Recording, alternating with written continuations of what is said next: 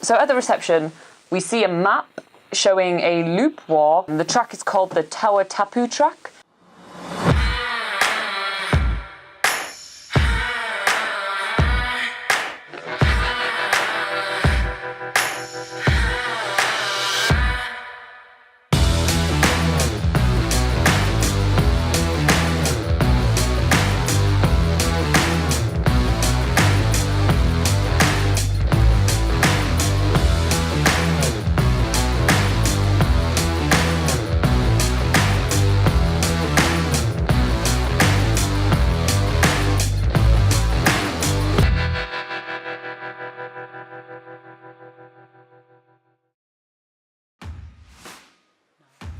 Today we're doing the Taua Tapu Track. Can't pronounce it, so this one here. Yeah. We're gonna walk up the road. We're gonna go through the scenic reserve. And we're gonna go all the way up here, and there's a massive lookout right here.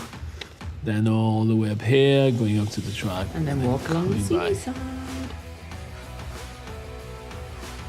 First up, I need to go get my coat because it's chilly. It's winter. So for 2 days now, we have been staying in the Moana Lodge in Plimmerton, but we haven't actually explored the Kapiti Coast suburb here. A scale from 1 to freezing my non-existing balls off. I am definitely freezing my non-existing balls off. Thank you very much for that, Laura. Maybe you can think of a better sentence today. So for the whole time we were at Moana Lodge, we were so focused on the beach, which was looking really amazing right out of our window. We really didn't focus on what was behind. And there's a lot of lush, luxurious hills. Not luxurious, maybe luxuriant hills. It's pretty awesome.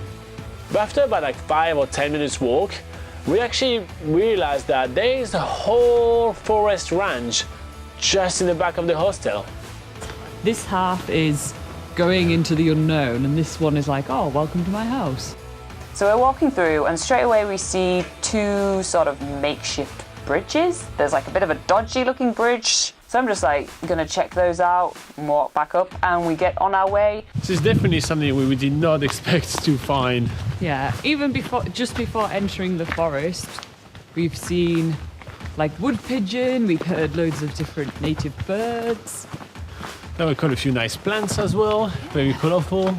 Laura is getting a little out of breath going up the stairs, so she finds a very convenient excuse that she has to take a few pictures.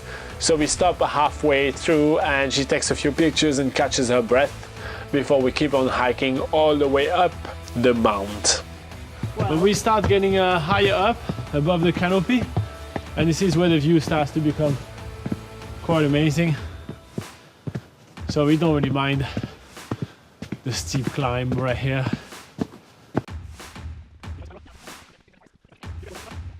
The rest of the walk in the forest is literally all uphill. And you know, the thighs are burning. I've got like legs of steel right here.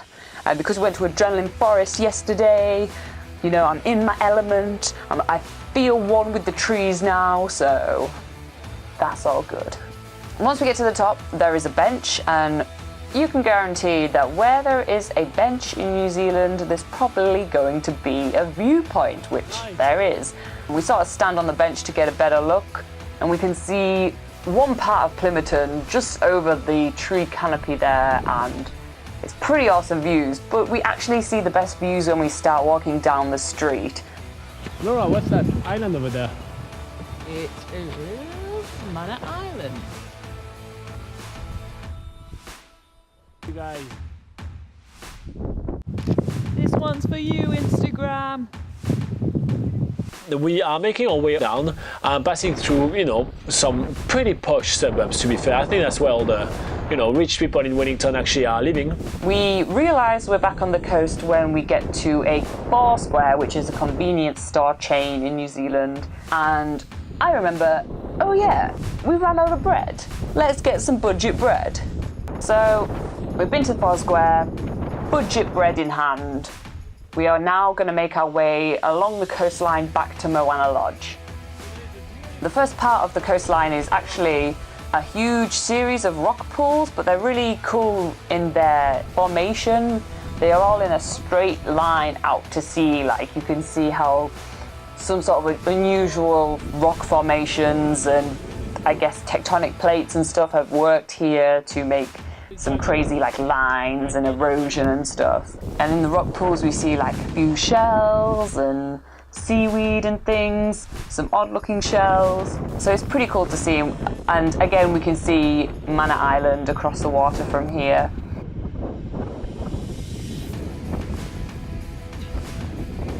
Well, tomorrow we need to have some breakfast, so I have some budget bread!